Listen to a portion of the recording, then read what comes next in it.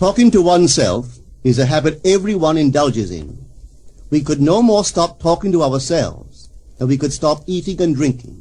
All that we can do is control the nature and the direction of our inner conversations. Most of us are totally unaware of the fact that our inner conversations are the causes of the circumstances of our life. We are told that as a man thinketh in his heart, so is he. But do we know that man's thinking follows the tracks laid down in his own inner conversations? To turn the tracks to which he is tied in the direction in which he wants to go, he must put off his former conversation, which is called in the Bible the old man, and be renewed in the spirit of his mind. Speech is the image of mind. Therefore, to change his mind, he must first change his speech. By speech is meant those mental conversations we carry on with ourselves. The world is a magic circle of infinite possible mental transformations, for there are an infinite number of possible mental conversations. When man discovers the creative power of inner talking, he will realize his function and his mission in life. Then he can act to a purpose. Without such knowledge, he acts unconsciously. Everything is a manifestation of the mental conversations which go on in us without our being aware of them. But as civilized beings, we must become aware of them and act with a purpose. A man's mental conversations attracts his life. As long as there is no change in his inner talking, the personal history of the man remains the same.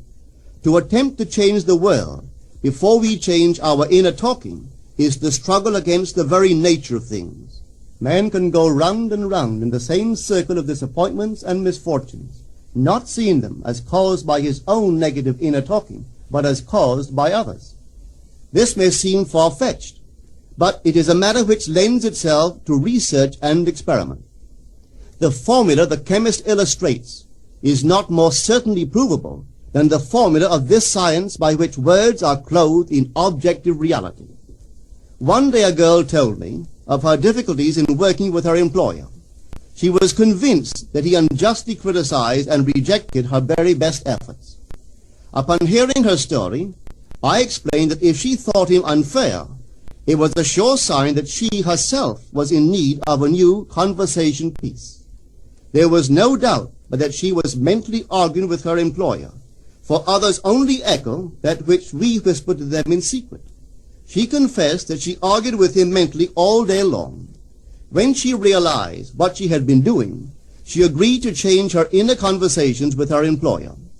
She imagined that he had congratulated her on her fine work, and that she, in turn, had thanked him for his praise and kindness. To her great delight, she soon discovered that her own attitude was the cause of all that befell her. The behavior of her employer reversed itself. It echoed, as it had always done, her mental conversations with him. I rarely see a person alone without wondering to what conversation piece is he tied. On what mysterious track is he walking? We must begin to take life consciously, for the solution of all problems lies just in this. The second man, the Lord from heaven in all of us, is trying to become self-conscious in the body, that he may be about his Father's business. What are his labors? To imitate his Father, to become master of the Word, master of his inner talking, that he may mold this world of ours into a likeness with the kingdom of love. The prophet said, "Be ye imitators of God as dear children." How would I imitate God? Well, we are told that God calls things that are not seen as though they were seen, and the unseen become seen. This is the way the girl called forth praise and kindness from her employer. She carried on an imaginary conversation with her employer from the premise that he had praised her work, and he did. Our inner conversations represent in various ways the world we live in. Our individual worlds are self-revelations of our own inner speech. We are told that every idle word that men shall speak, they shall give account thereof. For by their words they shall be justified, and by their words they shall be condemned. We abandon ourselves to negative inner talking, yet expect to retain command of life. Our present mental conversations do not recede into the past as man believes. They advance into the future to confront us as wasted or invested words.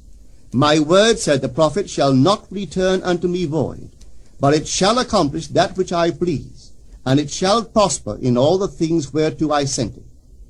How would I send my word to help a friend? I would imagine that I am hearing his voice, that he is physically present, that my hand is on him. I would then congratulate him on his good fortune, tell him that I have never seen him look better. I would listen as though I heard him. I would imagine that he is telling me he has never felt better, he has never been happier. And I would know that in this loving, knowing communion with another, a communion populous with loving thoughts and feelings, that my word was sent, and it shall not return unto me void, but it shall prosper in the thing whereto I sent it. Now is the accepted time. Now is the day of salvation. It is only what is done now that counts, even though its effects may not be visible until tomorrow. We call not aloud, but by an inner effort of intense attention. To listen attentively, as though you heard, is to create. The events and relationships of life are your word made visible. Most of us rob others of their willingness and their ability to be kind and generous by our fixed attitudes towards them. Our attitudes unfold within us in the form of mental conversations. Inner talking from premises of fulfilled desire is the way to consciously create circumstances. Our inner conversations are perpetually outpictured all around us in happenings. Therefore, what we desire to see and hear without, we must see and hear within, for the whole manifested world goes to show us what use we have made of the word. If you practice this art of controlled inner speaking, you too will know what a thrill it is to be able to say, and now I have told you before it come to pass, that when it is come to pass, ye might believe. You will be able to consciously use your imagination to transform and channel the immense creative energies of your inner speech from the mental, emotional level to the physical level. And I do not know what limits, if any, there are to such a process. What is your aim? Does your inner talking match it? It must, you know. If you would realize your aim, for as the prophet asked, can two walk together except they be agreed? And of course the answer is no, they cannot. The two who must agree are your inner conversation and the state desired. That is, what you desire to see and hear without, you must see and hear within. Every stage of man's progress is made by the conscious exercise of his imagination, matching his inner speech to his fulfilled desire. As we control our inner talking, matching it to our fulfilled desires, we can lay aside all other processes. Then we simply act by clear imagination and intention. We imagine the wish fulfilled and carry on mental conversations from that premise. The right inner speech is the speech that would be yours were you to realize your ideal.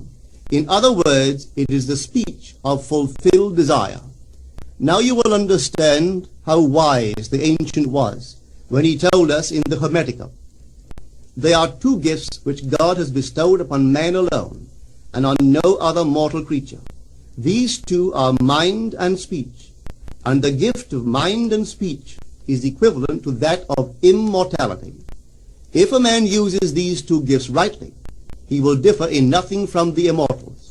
And when he quits his body, mind and speech will be his guides, and by them he will be brought into the troop of the gods and the souls that have attained to bliss.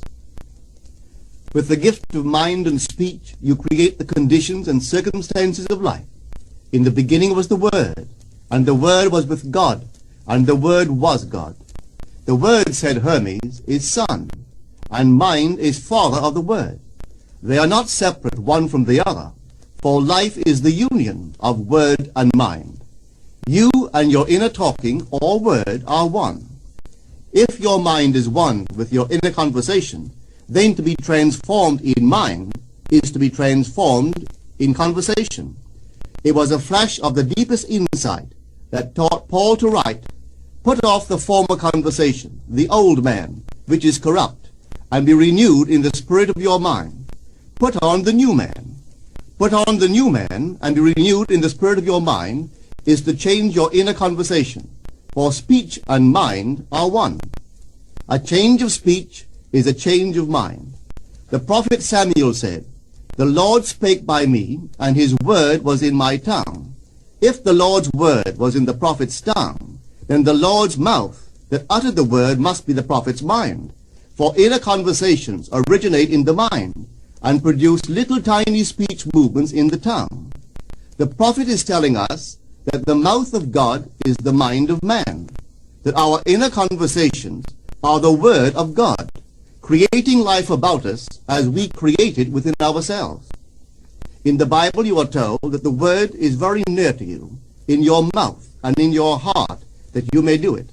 See, I have set before you this day life and good, death and evil, blessings and cursings.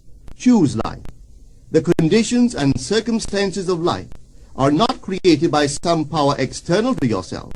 They are the conditions which result from the exercise of your freedom of choice, your freedom to choose the ideas to which you will respond. Now is the accepted time. This is the day of salvation. Whatsoever things are of good report, think on these things. For your future will be formed by the word of God, which is your present inner talking. You create your future by your inner conversations. The worlds were framed by the word of God, that is, your inner talking. See yonder fields? The sesamum was sesamum, the corn was corn, the silence and the darkness knew. So is a man's fate born. For ends run true to origins. If you would reap success, you must plant success. The idea in your mind which starts the whole process going is the idea which you accept as true.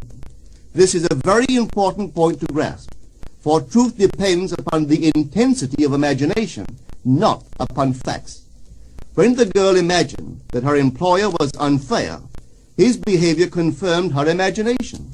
When she changed her assumption of him, his behavior reflected the change, proving that an assumption, though false, if persisted in, will harden into fact. The mind always behaves according to the assumption with which it starts. Therefore, to experience success, we must assume that we are successful. We must live wholly on the level of the imagination itself, and it must be consciously and deliberately undertaken. It does not matter if, at the present moment, external facts deny the truth of your assumption. If you persist in your assumption, it will become a fact. Signs follow. They do not precede. To assume a new concept of yourself is to that extent to change your inner talking or word of God, and is therefore putting on the new man. Our inner talking, though unheard by others, is more productive of future conditions than all the audible promises and threats of men. Your ideal is waiting to be incarnated, but unless you yourself offer it human parentage, it is incapable of birth. You must define the person you wish to be, and then assume the feeling of your wish fulfilled, in faith that that assumption will find expression through you. The true test of religion is in its use, but men have made it a thing to defend. It is to you that the words are spoken. Blessed is she that believed, for there shall be an accomplishment of those things which are spoken unto her from the Lord. Test it, try it. Conceive yourself to be one that you want to be, and remain faithful to that conception. For life here is only a training ground for image making. Try it and see if life will not shape itself on the model of your imagination. Everything in the world bears witness of the use or misuse of man's inner talking. Negative inner talking, particularly evil and envious inner talking, are the breeding ground of the future battlefields and penitentiaries of the world. Through habit, man has developed a secret affection for these negative inner conversations. Through them he justifies failure, criticizes his neighbors, gloats over the distress of others, and in general pours out his venom on all. Such misuse of the word perpetuates the violence of the world. The transformation of self requires that we meditate on a given phrase, a phrase which implies that our ideal is realized, and inwardly affirm it over and over and over again until we are inwardly affected by its implication, until we are possessed by it. Hold fast to your noble inner convictions or conversations. Nothing can take them from you but yourself. Nothing can stop them from becoming objective facts.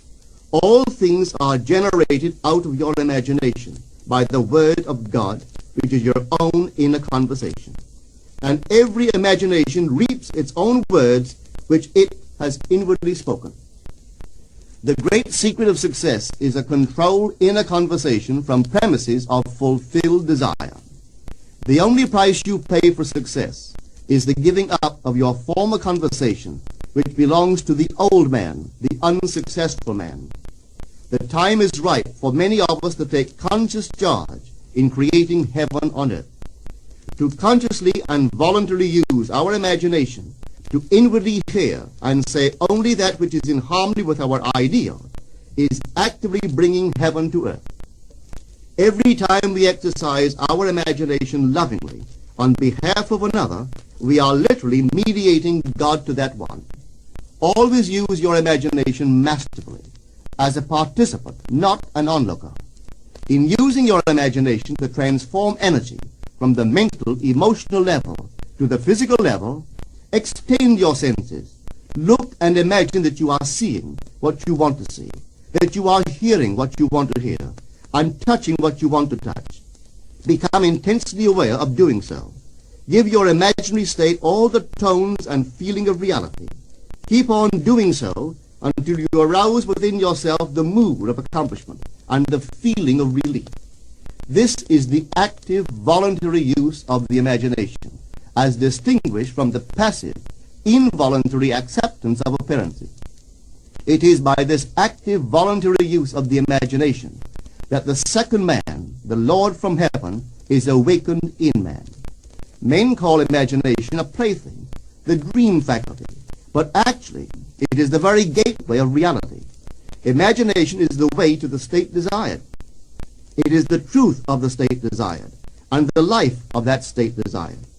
Could you realize this fully, then would you know that what you do in your imagination is the only important thing. Within the circle of our imagination, the whole drama of life is being enacted over and over again. Through the bold and active use of the imagination, we can stretch out our hand and touch a friend 10,000 miles away and bring health and wealth to the parched lips of his being. It is the way to everything in the world. How else could we function beyond our fleshly limitations? But imagination demands of us a fuller living of our dreams in the present. Through the portals of the present, the whole of time must pass. Imagine elsewhere as here, and then as now. Try it and see. You can always tell if you have succeeded in making the future dream a present fact by observing your inner talking. If you are inwardly saying what you would audibly say, were you physically present and physically moving about in that place, then you have succeeded.